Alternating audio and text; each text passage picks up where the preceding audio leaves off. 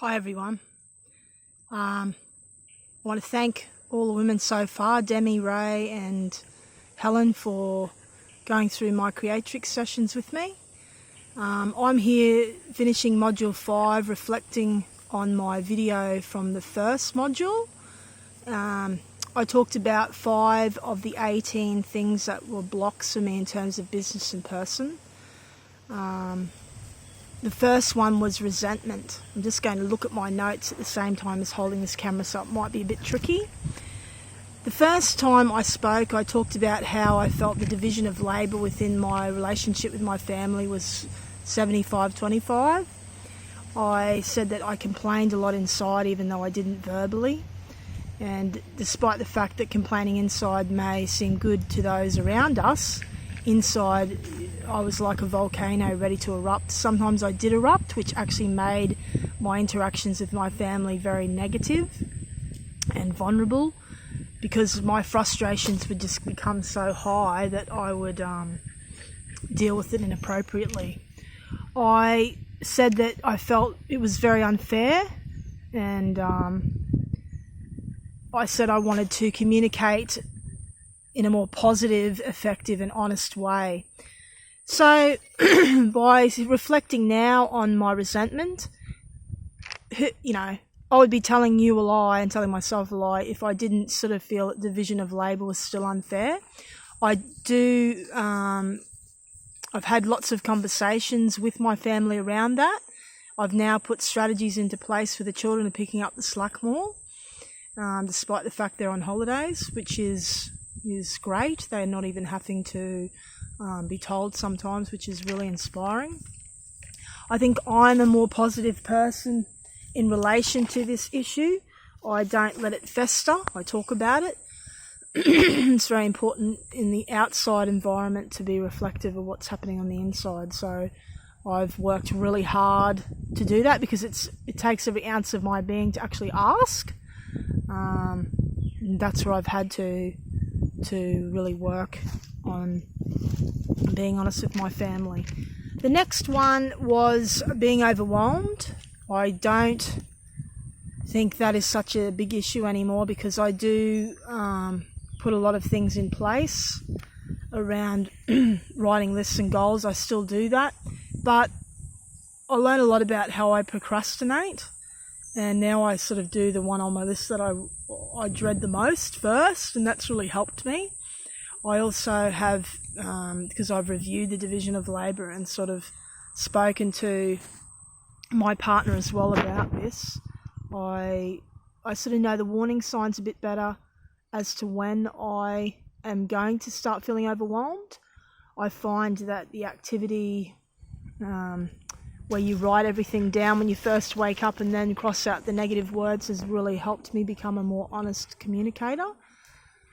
The conversations I've had with my partner over the last month or so have been very difficult, but they've been conversations that I've actually held in for the last 28 to 30 years.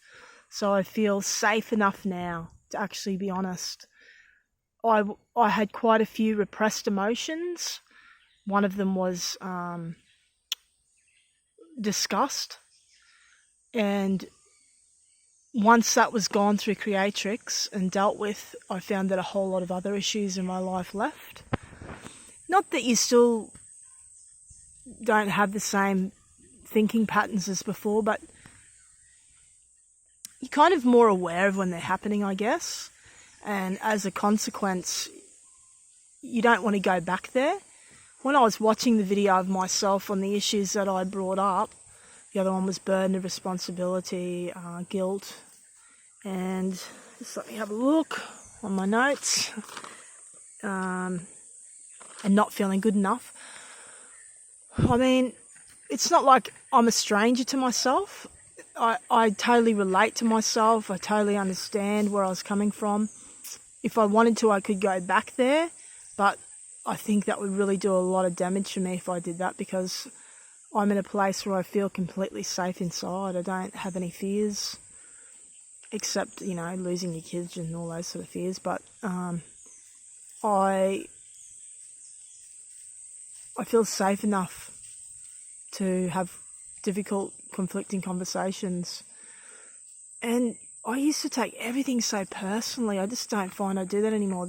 Yesterday my husband told me some really full-on things of how he was feeling, and I used to dismiss it as a way of, because I couldn't deal with it. I didn't feel safe enough inside. I didn't want to have to deal with his feelings, and I couldn't even recognise my own. And I really listened for the first time. And even he made a comment about how he would never have had this conversation with me even maybe a week ago, because he felt that I was so emotionally fragile and that I would take it personally. And I would have, and it would have really hurt me. But in moving forward, because I feel like I have moved forward and I'm continuing to move forward, I just thought, bring it on. Tell me. Whatever the consequence be, let it be.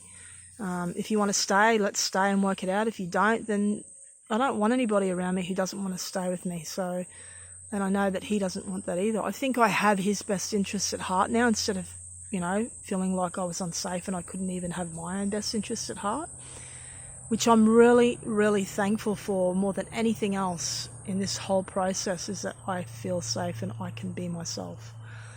I don't feel like a fraud anymore. When I talked about not feeling good enough last time, I found it difficult to sometimes make decisions without consultation with experts, gurus, self-help books, philosophers. I feel I can make a decision now.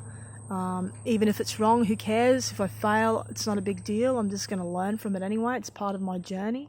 I used to say that everybody used to have their journey, but now I really believe it. Like, this is my journey. And doing that exercise where we actually had to say something on the Facebook to all our Facebook followers and friends about our experience was so terrifying to start with, but it really cemented for me, and having that difficult conversation yesterday with my partner, that, hey, I'm okay and I'm doing all right and this is where I want to be.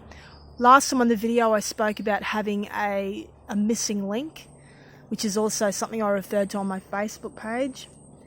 I don't feel I have a missing link anymore. For the first time since I was about 9, I feel I'm whole, I feel I'm complete.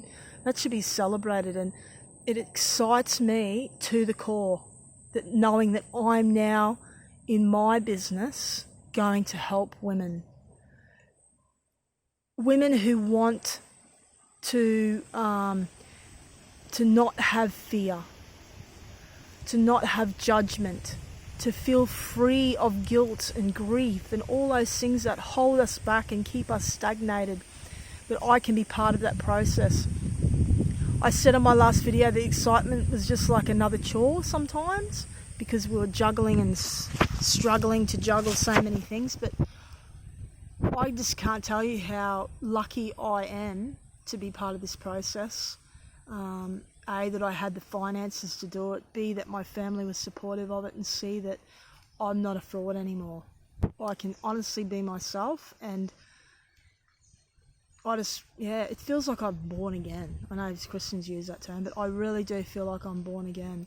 And thank you for all those women who are thinking of doing this, who want to become transformologists and set hearts free, women's hearts, women who are going to change the world. I applaud you for thinking about it.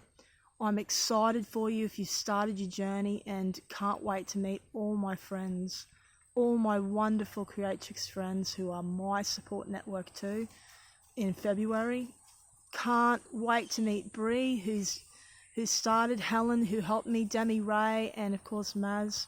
If I get to meet them, I just want to shake their hand and hug them too, and maybe give them a chocolate for helping so much. And I'm signing off with excitement, signing off with love in my heart, and gratitude, so much gratitude.